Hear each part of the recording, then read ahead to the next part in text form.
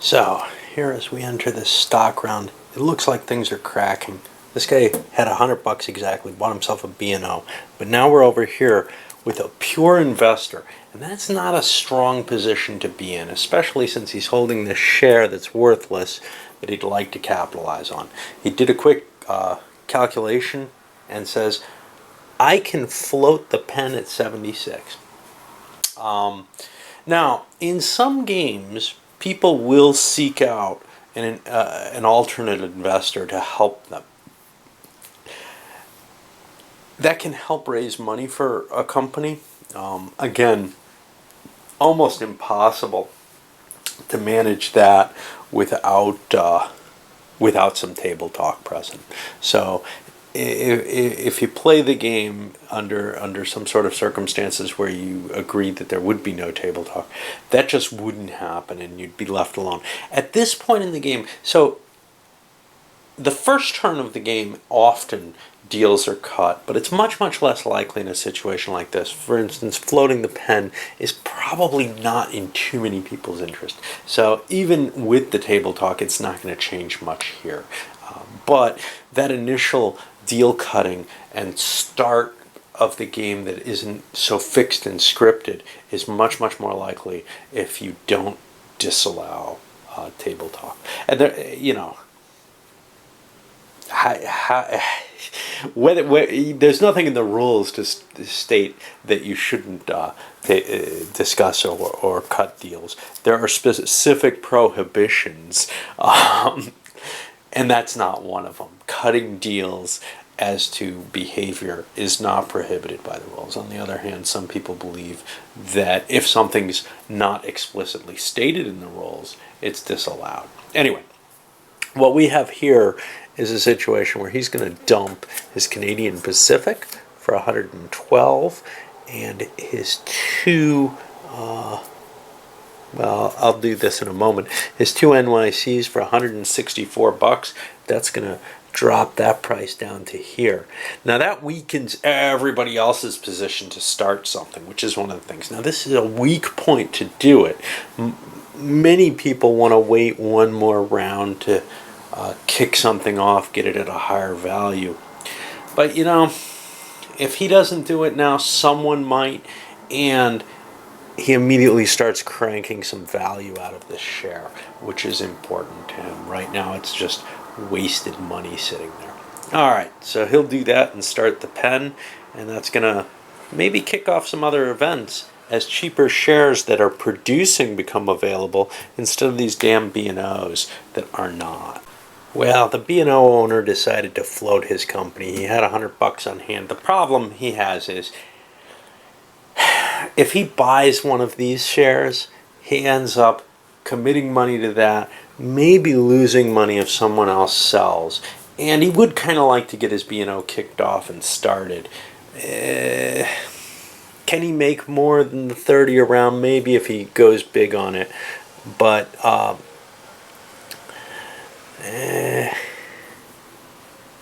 it's good to have your company and have it kind of solid and building it. And waiting too long on that cash, unless he could start another company or really buy up a lot of different shares from other companies safely. The fact that there's so many shares of B&O out, he's willing to do it. He's willing to start it, and if people dump it and drop the stock value, it probably doesn't hurt him too much because he's only got 30%. That's putting shares in here that'll go into his company treasury. That's not a bad option for him. So he doesn't feel like he's hurt either way by starting the company. And as we make our way around the table, this guy exchanged one of his NYC shares. Sure, he's selling at a loss, but he gets a CP. Holding a lot of CPs is good because of his seating position, and it's really the deal he kind of cut. He's happy with this. He thinks the CP is going to make more money, at least in the shorter term, than the NYC. And shorter term's good enough for an investor. He's not planning on holding these shares forever. Likewise, the owner of the CP bought an NYC share. Now that they're kind of low, he had enough cash. This guy does not have the cash to do anything. He put a pass in. He might actually want to reconsider that, because here's the thing. If he sells a B&O, he can buy an NYC. The NYC makes money right off the bat. And he's sitting in the right seat to be playing that game. So I think he may do that.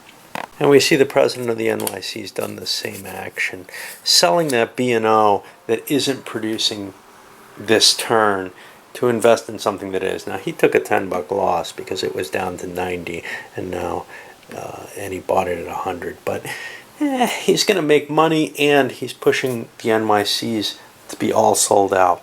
If he didn't buy this, and this guy managed to sell his CP and pick it up, he would be the new president because he'd have more shares. So it was also important to protect his holdings. And finishing up the stock round, as we went around, the Penn bought up his shares, but the only other little fill-up to this guy, because he sold the more valuable B&O, had enough cash on hand left that he could pick up a share of Penn. It's not going to make money this round, but it may be a limited commodity, and he did it without losing any location on the priority deal. He knew the Pennsylvania owner would just keep buying. The Penn owner could have stopped at 5 shares, but he'd rather have his 6th share out. Now, later he can start selling those off, well, one of them off, and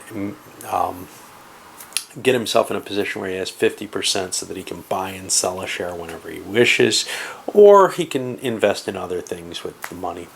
Either way, that seems appropriate. I'll hand out the new company treasuries. We got the B&O and the Penn starting. The B&O will have $1,000. The Penn will only have $760. And now the operating order is going to have the B&O come after the CP and the Penn go before the NYC. I spoke a little too soon. It still holds up that way, but I forgot to increase the CP and the NYC. But I've handed the money out. I've given the miners out their money. The B&O still produces. It produces until the corporation buys a train. Now, it's going to buy a train. The owner wouldn't have bought a share if he was going to try to starve it that way. And that'll be closing it sometime in this round. CP paid out its 9 a share, like I said, dropped it there, pushed up there, and then it had the train option. Now its track lay was to here. It only bought 1 train. It has the potential to run more than one. If it puts a dot here, which it's kind of planning, and plays the Champlain and St. Lawrence, it could run 1, 2, 3, 4 different little 2 trains. That's a lot of trains for very little time. Even buying the 3rd one's a little iffy. But my thought here was, let's get one there. Maybe we can get at least 1 3 train. Well, we can only get 1 unless we get another corporation. And then running 4 trains for a while. I don't think I'm going to be able to hold the company if it looks good, because I've only got 40%. There's somebody sitting here on my left, well, or right, as it would normally be, but sitting before me, who's going to have the opportunity to buy single shares that drop, and everybody's got a single share. So chances are that 1 share is going to drop, it'll go to him, he'll be at 40 then, and I'm going to lose the company. So I just want to crank as much money as I can, but if I make it too unattractive, he's not going to possibly want it, and I'll get stuck with an unattractive company. So you got to kind of walk a fine balance with this. Now we go on to the B&O, who's got to start. And the B&O played a sharp hook into this space. This is a very important space to dominate and control. They're going to link that in, and then the Penn is going to swing in there. Basically, these couple of spaces here become very, very important, and they're controlled by this. It's the whole southern route out of New York is that way. Now, the NYC starting early could have played its way down to there and changed the dynamic of this game from what it normally is, but it looks like the Penn B&O start is kind of going naturally there as it would. The Penn figuring that it'll ride whatever the B&O starts to build there. This is the most valuable stuff for either of them. The B&O only bought a single 2 train. Sometimes you'll see a game start and they'll buy something like 4 2 trains because they can run 1, 2, 3, 4, actually 5 of them if they really want it, but they can only hold 4. And that's a very powerful start. The B&M has the other powerful start running all over down here to New York, but that's kind of a little bit of a later start. And nobody had that kind of cash on hand. The B&O and the Penn start out with the extra shares sitting out there.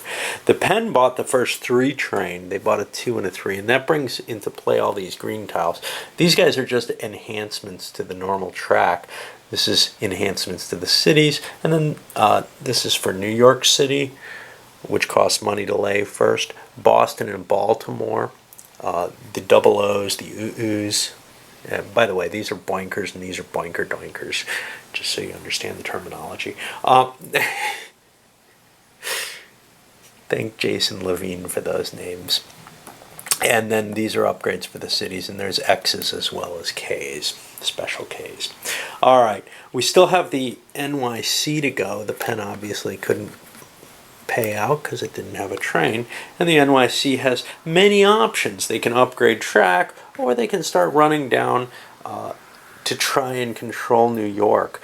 They're speedier than what is going to be done here, because the B&O will be building this track, and then the Penn will be upgrading, and then the NYC gets another track later to help control this, and I think they're going to play for that. Well, that's the end of the operating round. The NYC didn't get its trains, it paid for them. Laid down here to start challenging. It bought itself 2 3 trains. This is more train than it needs in a lot of ways, but maybe not in the long run, and the 2s might disappear. Puts it low in the cash limits though. And now we flip these up as we enter the stock round to see where things lie, and we see the NYC now is in position to go second again, assuming no stock sales, which is highly unlikely to be the case. I think people will be dumping stuff very soon. Now the NYC is in an interesting position, just like the CP owner. He's only got 40%, and he's got somebody sitting on before him with 30%. That's not a good position to be in, especially when you're building for the long term the way he looks like he is. So I don't know where he's going there, but it's not a healthy company. It doesn't have a lot of money. The problem is, if you look, he's got 4 shares. Well, he's got more invested in the NYC than the guy before him, which means that if he can't make money with it, it's not gonna. He's gonna lose to this guy in terms of the dominance, and he could lose the company as well. That could just happen. All right, so this promises to be an interesting stock round, just because kind of the positions that people are sitting on here. So, for example, this guy's got the question of, hey, does he want to buy B&Os out of the bank pool? If he doesn't, other people might, and then he's losing an opportunity. He certainly doesn't want to buy them out of here at $100 and lose $24. But I don't know. It's hard to tell. And then the question comes to, is this guy planning on running the CP, or does he want to start a new company now? And same thing with this guy in the NYC. Does he want to start his new company now? It's a hard call either way, and a lot of things to think about for everybody. All right. Geez, having the camera in hand makes me stupider, and almost intrinsically. Let me at least speak to what I'm thinking here. So, as soon as the first 3 train fell, I could sell the Camden and Amboy to the Pennsylvania. I'm not disallowing that right now, just because if I was playing, I would be considering that as the player. I got $500 on here. The question is, how much cash do I have in hand? Because the most I could get is $320. That could put me to $340, $352. What would that do for me? $352 divided by 6. I'm asking myself, can I build a company off that? The answer is no. I could certainly buy more shares with that $320. And what's available is the question. Pens, which I'm not allowed to buy because it's too high valued. So I could get $100 of B&O that I don't think is going to crank a lot of money. So I'm definitely holding the CNA there. Likewise, the NYC owner is holding the Mohawk and Hudson, and maybe he's got a better solution here. Now, granted, I could have sold a share of Penn for another $71. Let's take a look at how that would work. What did I say? 352. Plus 71, that gives me 423. There I could start something at 67. Not a good price. I'm going to have a raped company in that case, and another company that's not in great starting condition. So again, I'm going to hold the CNA. I don't think I have a good option there. But let's take a look at the NYC option here, because now he doesn't have much money on board. He only has $150, so he can't get the full 220. That immediately starts telling me I don't want to sell the private to my corporation, and I don't have a lot of cash on hand. So I think the answer here is, again, he's going to hold off on it. But I wanted to cover that because during the operating rounds for those companies, since the 3 train was already out, they did have that first opportunity to rape their company. And especially in the NYC's case, where he's got someone sitting here, he's got to consider that every turn. The Penn, really, he wants to do it when he can start another healthy company. And then he has to decide what healthy company he wants to start with that cash, because there are some tasty treats still out there, most especially the NYNH&H. That's a powerful company, especially if the NYC gets control of this. Perhaps by just putting a dot here, he can dominate New York along with the NYC. Of course, the Boston and Maine could somewhat catch that same richness out of here if the NYC sets things up in a particular way, and they can work together. By passing on this opportunity to build a company cheaply, someone else is perhaps going to take it. It's hard to tell. Anyway, up we're going with this new revised video.